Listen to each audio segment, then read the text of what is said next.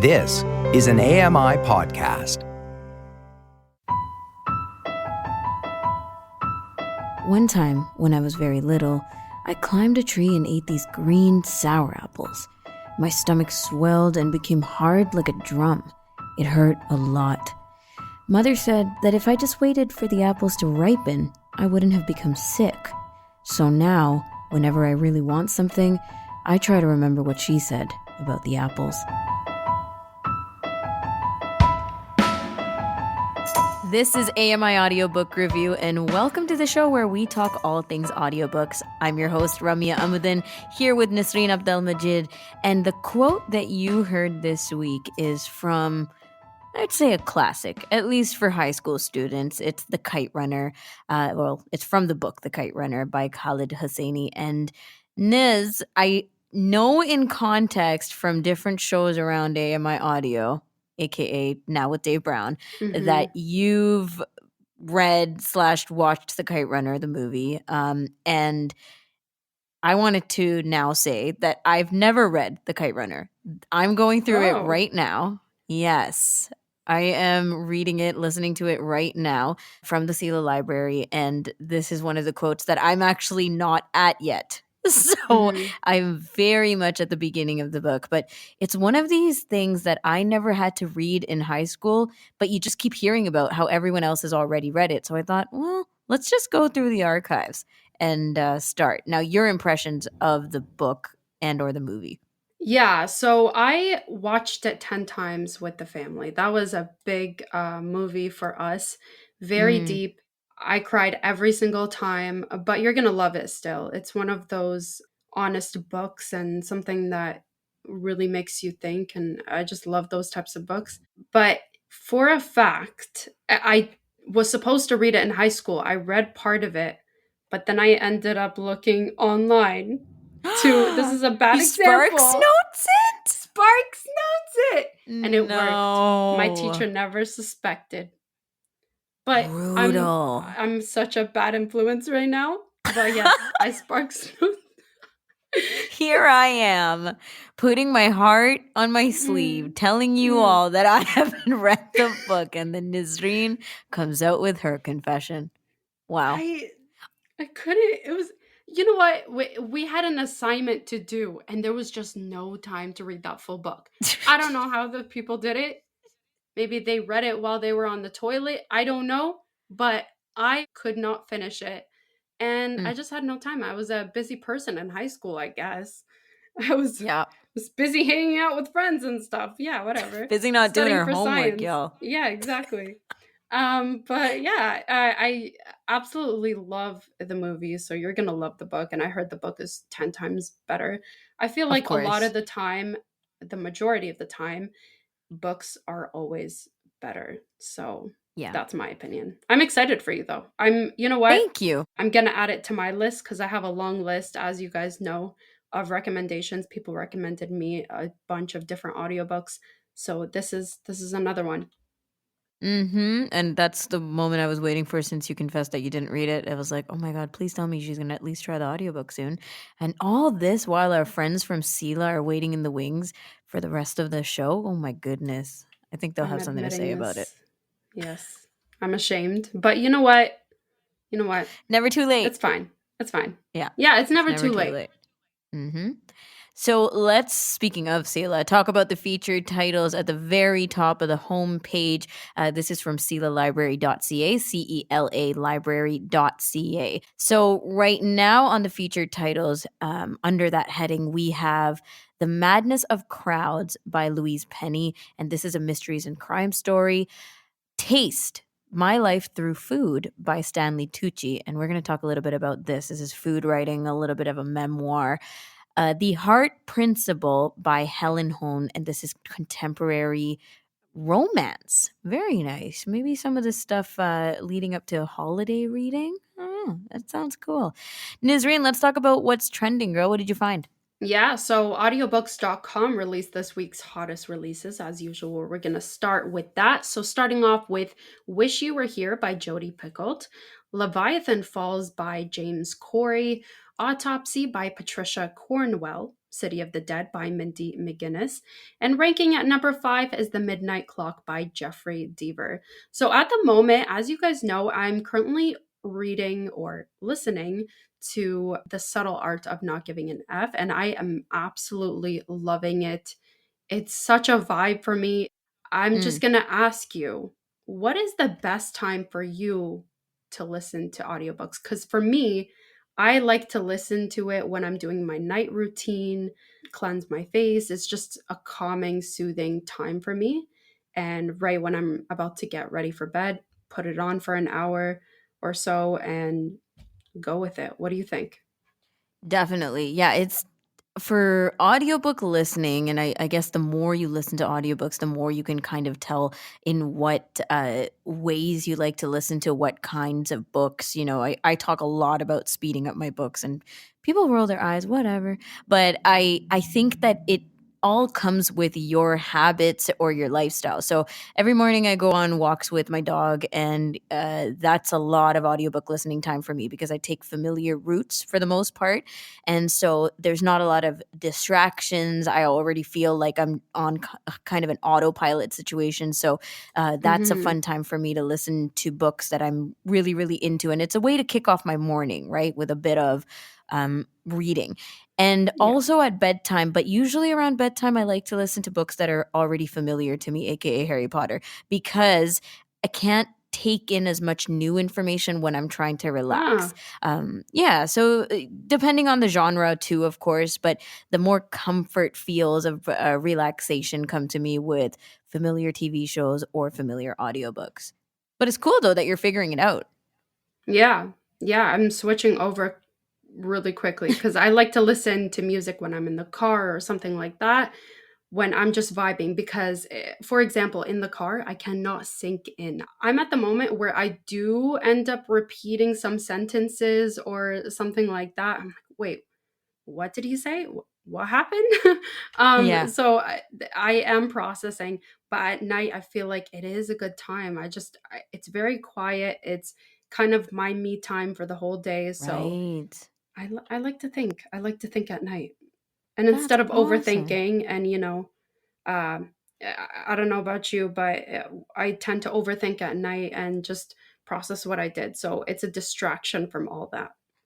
That's a really interesting point. Yeah, to kind of settle your mind a bit. Cool. And then of course, house chores are have never been the same since we started listening to audiobooks. Yeah. Thank Yeah. goodness.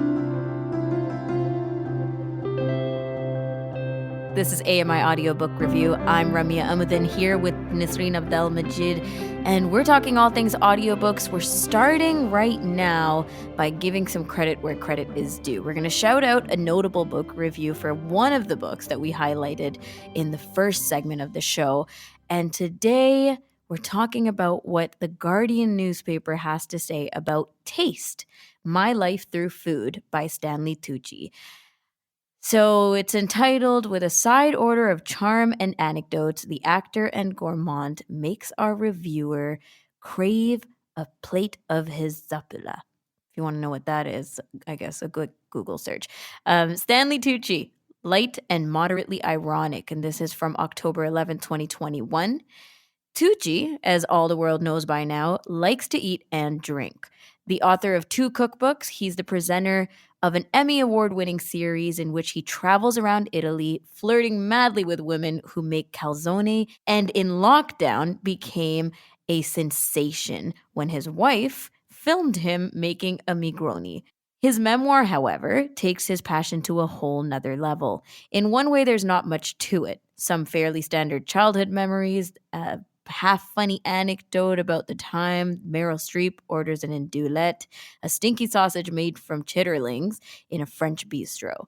The tone of his book is light, and for an American actor, moderately ironic. His 2 marriages are touched on only lightly. His first wife, Catherine, died of cancer in 2009. His second, who we met at her sister's wedding at George Clooney's gorgeous house in Lake Como, is the literary agent Felicity Blunt. There isn't much gossip, but after a while, it ceases to matter that he's no Robert Evans, nor even a David Libin. The mind clings like a good sauce to other things. The fact that Tucci finds his wife's greediness sexy and endearing, and that she, in turn, felt no need to hide this part of herself on their early dates, chasing after a restaurant cheese trolley with her eyes as if it were the last train home, and she was about to miss it. Makes me happy. If we're serious about ending cultural sexism, a good place to start might be right here.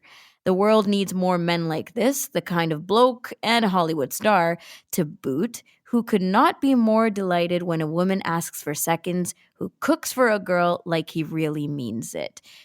So, after reading this notable review, and there's a lot more to this article from The Guardian if you want to check it out, Nazreen, do you care the kind of deep dives, deep critiques when you're checking out an audiobook, or is it really like synopsis and let's check it out?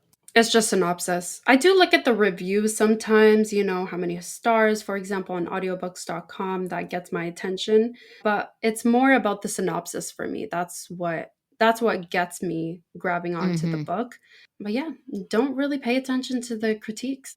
Okay, so your own impressions first. Mhm. Theresa, how about you? Your thoughts on notable reviews, or do you at least find them entertaining to read?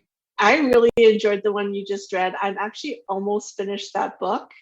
And yeah, I'd have to say that they're pretty spot on. Now, for my work, because I do collection development, I read a lot of reviews already, and I come across a lot of books through my work. So they're kind of really like tied together. But I would also say a good review may just be a good review, but it may be for a book that in a genre that I don't particularly enjoy. So I think something like that also plays into whether I'll pick up a book or not. Right. And Karen, same question to you at the end of the roundtable. Notable reviews, they're entertaining to read, definitely have character and artistic flair in themselves. But does it matter to you what the reviews are like before you go in? I have a love-hate relationship with them. I don't always want to know what I'm heading into. I don't want somebody else's thoughts in my head as I'm starting to read. But the flip side is a lot of them will sort of draw in other stories or information that help give context to what you are reading or a new way to kind of look at it. So I can't say I fall on either side of the equation. I think it sort of depends. I also like to check out things like Goodreads to see, what the non-literary snobbish world thinks of the book. Yeah, I was going to That's a say, good point. not every book is reviewed, right? And there's a lot that is missing. There's really certain types of books that are reviewed, and those books aren't necessarily for everybody. So I'd say, like, if you really like Jodi Picoult, for example, who might not get a lot of reviews in big magazines or big newspapers, doesn't mean that you wouldn't enjoy her books. Absolutely. I go back to one of our first episodes. We talked about Mariah Carey's memoir. And honestly, I was never planning to read Mariah's memoir anyway, but the review I read on it was hilarious, super fun. And I thought, oh, you know what? I feel like I've read the book already, which is probably not the case. But you know what I mean? It's like the alternative to actually reading it. So we're hearing from Theresa Power and Karen McKay. Karen is the communications manager at CELA, and Theresa is the content and access librarian. You guys, we love checking in with you once a month here on the show because there's updates, there's awards, there's always something to talk about in the literary universe. Karen, let's start with some CELA news and updates. So we have something kind of cool coming up. So as you guys probably know, Louis Braille was born on January 4th. And last year we did this really neat series of programs on that day. And we're doing something similar this year. We're working with some partners, including Braille Literacy Canada, the Canadian Council for the Blind, CNIB, and NELS. And we're putting on a series of 4 different events throughout the month of January. And there's something for everyone. We've got a program called Braille Technology in the 21st Century and Beyond. We've got Braille Inclusion in Libraries. We've got one in French called Tools for Your Toolbox, Braille Resources for French Speakers of All Ages. And the last one we have is aimed at educators or those who are kind of interested in education. And it addresses how educators can introduce Braille code into classrooms, and also how they can use those strategies to engage students in broader conversations around things like accessibility and equity and inclusion. So if folks are interested in checking those out, they're free, everybody's welcome, and you can head over to the NELS website where the registration page is being hosted and find out more details about them. So that's something I wanted to bring to everybody's attention, because it's a pretty cool way to start the new year, celebrating Braille and all things literary. Absolutely. Yeah, And so just looking even forward- in our own mindsets, January, February starts to feel like it's a bit of a lull after all the craziness and the fantasticness of the holidays. So this is a great way to kind of jet start afterwards. Yeah, we're spreading them out through the month. So last year we did it all on the 4th, which was kind of crazy because we came back to work on the 4th, I think. So this year we're spreading it out throughout the whole month, so people will have a chance to sort of catch their breath and take in lots of them. So we're hoping lots of people come out. Cool. Okay, so you wanted to move on to some featured titles. Are we ready to go there? Absolutely. So one of the literary giants in the Canadian literary scene died this month. Lee Maracle, who was the daughter of a Métis mother and a Coast Salish father, passed away on November 11th. And she was a true trailblazer, but I know that word kind of gets thrown around a lot. In this case, it was absolutely true. Her autobiographical novel, Bobby Lee, Indian Rebel, was one of the first Indigenous works ever published in Canada. And she had been rejected by publishers a number of times. She was told, and I quote, "Indians don't know how to write." And so she actually gathered 3,500 signatures of people who were committed to buying her book on a petition to take them to the publishers. And 3,500 at the time was the sort of the threshold for a bestseller in Canada. And so she convinced them to publish the book. And then that gave her a platform to continue on and be a real advocate and a mentor for other Indigenous writers. She founded the Inokan International School of Writing in Penticton, BC. And she taught lots of authors and connected with them through her advocacy work. And she really sort of helped pave the way and mentor a number of the writers that we know today, the Indigenous writers like Tanya Talagog, Wabashig Rice, Nigan Sinclair, Jessie Wente, and even Katarina Vermette, who we're going to be talking about today because she just recently won the Atwood Gibson's Writers' Trust Fiction Prize 2021.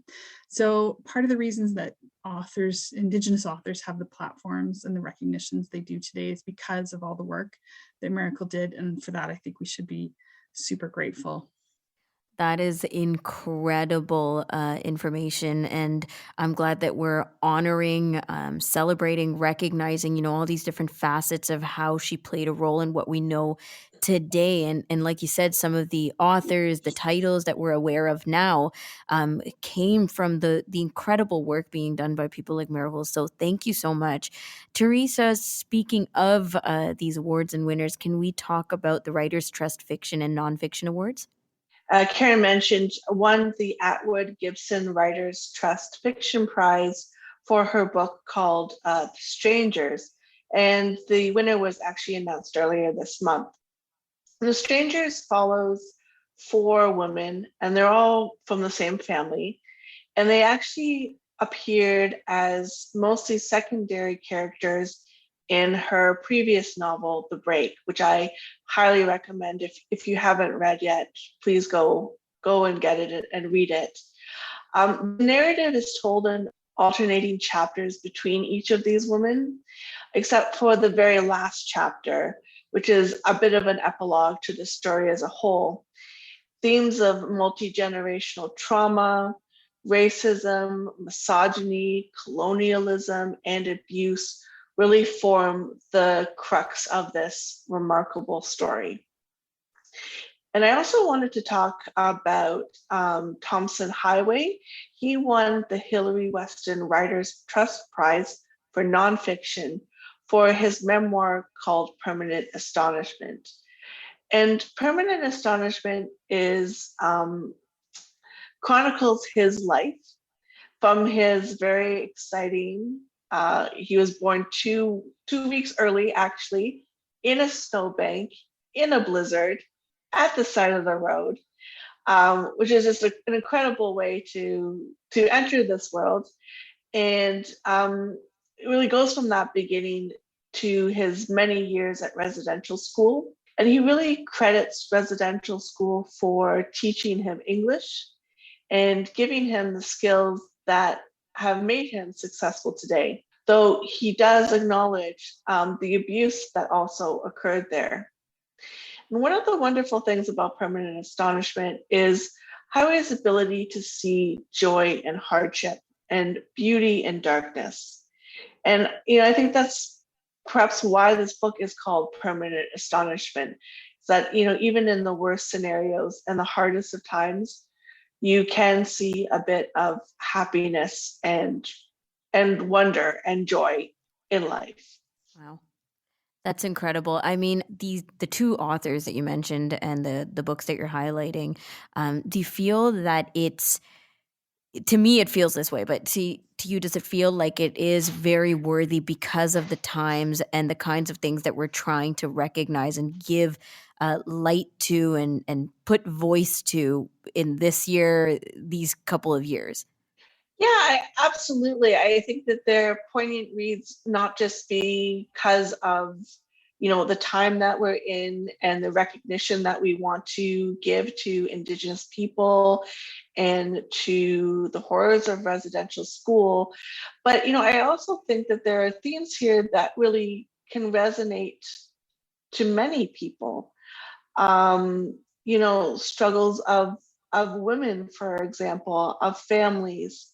And, in Thompson Highway's books, this idea of being able to find joy in hardship, I think is, a beautiful thing, especially as we continue to go through a pandemic. And I know for myself, with the news and everything going on, trying to find those moments of happiness and joy in a time that seems, very dark. A message I think that, can resonate to anybody. For sure. And I think that that's a really huge point for relatability, because we're all trying to grab onto these pieces, right? Of course, there's the things that we know we can't relate to. We know that our voice is not someone else's. So we're giving space for all that and listening. But I think it's just a humane concept to want to relate. I think so too. And I think what's really great about particularly Highway's book is that it does touch on joy in the midst of all of the other struggles. And so many stories that we hear, and rightly so, really sort of focus on the trauma and the pain and the impact and all of that sort of thing. And his definitely touches on that. But I think it provides a way that humanizes him and humanizes the stories that we do hear coming out of residential schools in a way that sometimes the darker books, they're just so heavy and they're hard to digest and they're hard to reconcile. Whereas, you get the sense of pure joy and you get the sense of family relationships from his book that it paints a whole picture and moves us from single issue to, I think, more compassionate level of understanding of one another and about, and I think that helps us sort of integrate the horrors of the stories of residential school, because the folks telling the stories are not just that story, right? They're complex like we all are, and we all want to be seen wholly. And so I think that book in particular helps with that kind of conversation, helps with framing those conversations. Yeah, complex is absolutely true in any of these circumstances where we're kind of filling in the blanks as we go and taking a bit of everyone's stories and a book here and a book there and talking about it, educating ourselves and continuing to say, hey, this is what this makes me feel like and where can I go from here? Amazing. Theresa and Karen, thank you so much for joining me again on AMI Audiobook Review, and looking forward to chatting with you in the new year. It's always a pleasure. Have a great month. Karen, McKay, and Theresa Power joining us from the Center for Equitable Library Access. SelaLibrary.ca is where you go if you want to check out some of the titles that they talked about, and of course a massive catalog of other titles. That's a wrap for this week on AMI Audiobook Review. Until next week, happy audiobook listening.